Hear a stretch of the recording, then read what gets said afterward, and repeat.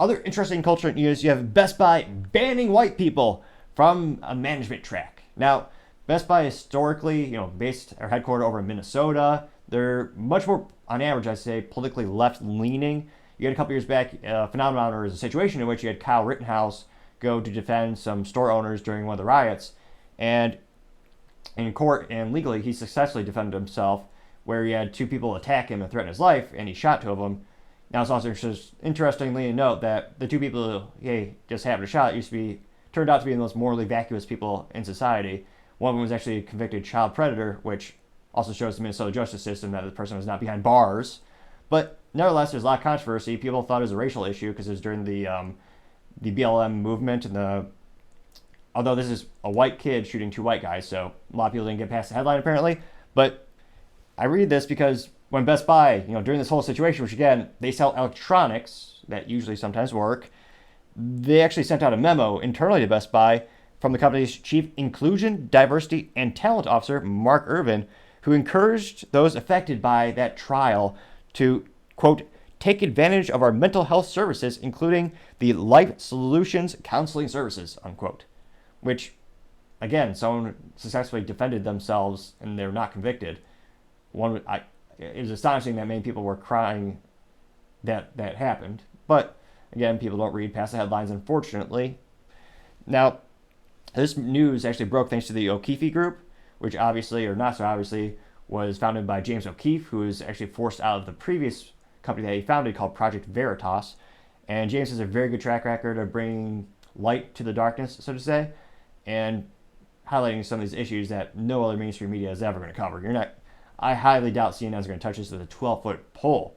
Now, it looks like Best Buy had actually partnered with a company by the name of McKinsey Group for their management training course, and the application had a list of requirements, which makes sense. There should be some requirements, although many would debate the United States has basically no requirements for anything or achievements to just exist. But in terms of qualifying for this management training, you have to, one, be a Best Buy employee in good standing, which makes sense. You can't have, penalties against you. I forget.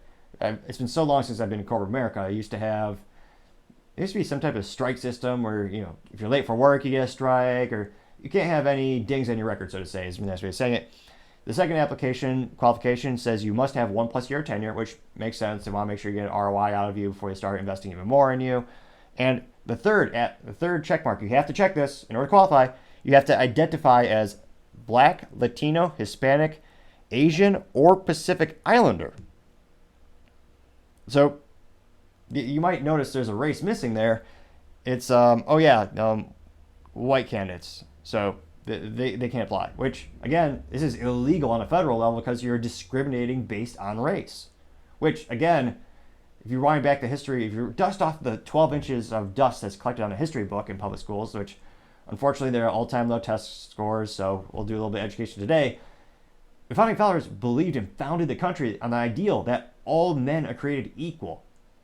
And it's astonishing how much the United States is focused in on dividing people based on just the melanin of their skin or their race.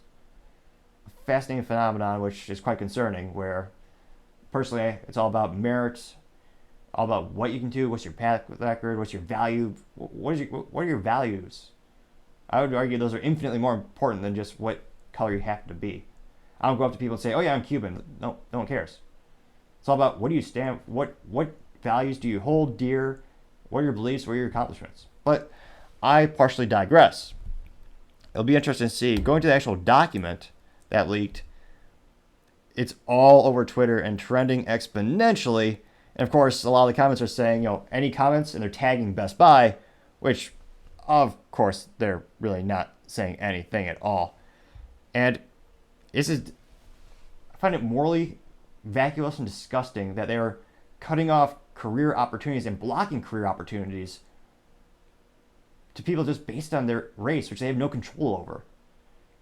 I would argue, I think anyone with believes in freedom would argue, and equality, the true equality is, have you been at Best Buy for a year? That makes sense.